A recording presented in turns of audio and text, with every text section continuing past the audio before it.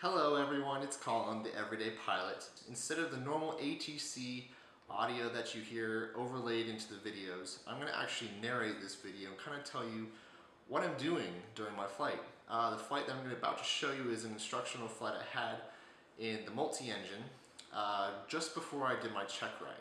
So I thought this is kind of a different way to explain what I'm doing in the cockpit. To talk briefly about the flight, we went from Scottsdale Airpark down to Williams Gateway, which is basically Mesa, Arizona, and we did the single engine ILS. So after the single engine ILS, we headed northbound, and we went to the practice area, which is just northeast of Scottsdale Airport, and we did some multi-engine maneuvers, such as the VMC demo. I think we did steep turns and maybe a couple stalls. But yeah, so here's the video, and I hope you enjoy.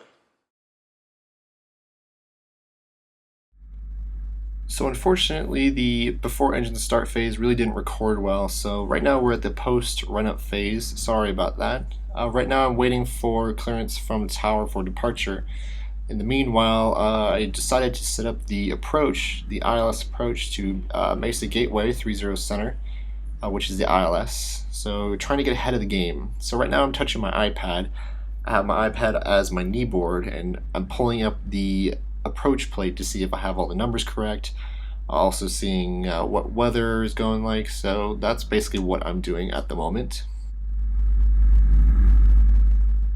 A tip that I have, if you already don't do this, is that after you're done with your run-up, usually I try to take around 30 seconds or so to try to make sure I have everything set up for the flight. You don't want to feel like you rush yourself and get into the air, you forget to turn your landing light on, or you forgot to do such and such. So obviously if you're rushed to get into your slot for an IFR flight, go ahead and abide by tower's instructions. But if you're on a VFR and you have no time constraints, just take a few seconds and make sure you're ready to go.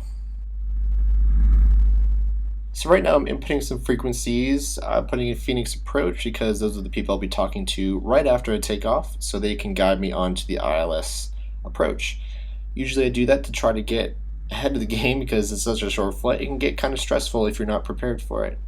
So on the right screen is our MFD, and normally I have the moving map up for takeoff, and you can see the compass rose there. That's where we're located on the screen, and the line coming out of that compass rose is our flight path direct to Mesa Gateway. And on the left screen is your PFD. It has all your primary instruments, including your radio stacks, your nav comms, and a bunch of other cool stuff. If you look closely at my right hand, I reach down, I pull the parking brake up, flip the landing light on. That means I've got clearance from Scottsdale Tower to take off. We're going to increase the throttle to start moving, and we're going to line up on the center line.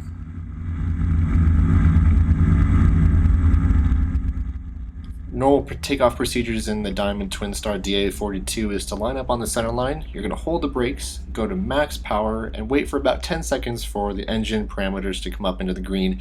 Make sure you achieve full power before we let off the brakes. Rotation speed 72 knots. Climb out at 82, you're going to go pull the gear up, and then at 500 feet AGL, you're going to pull the power back to 90-90.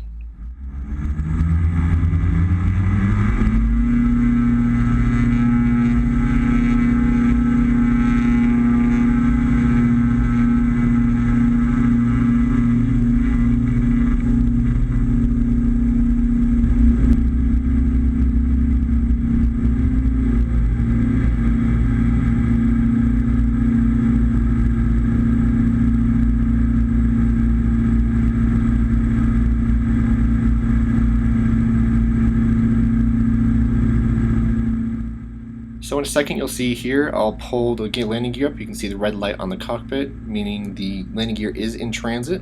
So right there, light goes off, gear is up. Normally that time I did it a little bit late. I've been trying to work on it, pulling that up a little bit earlier. Normally you're supposed to do it when you have a positive rate of climb on the VSI and or when you have no more usable runway left if you were to have an engine failure.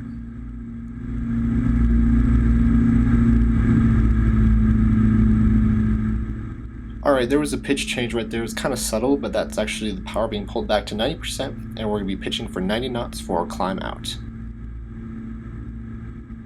So during our cruise climb, my instructor was so kind and gave me an engine failure. You can see I pull my hand off the throttle for a second there. He puts his hand on, and he pulls that throttle back to simulate an engine failure. He pulled the left one. You can see the propeller changes rotation speed on the left there. horn you're hearing is a landing gear horn, indicating that the throttles are below 20% and the gear is actually up. So right now I'm identifying, I'm verifying, and I'm going to decide what to do with the engine. That motion right there tells me that I decided to immediately feather the engine by pulling the master switch off, the alternator off, and cutting the fuel off, obviously cleaning up the plane before doing all of that to make sure you don't VMC the plane.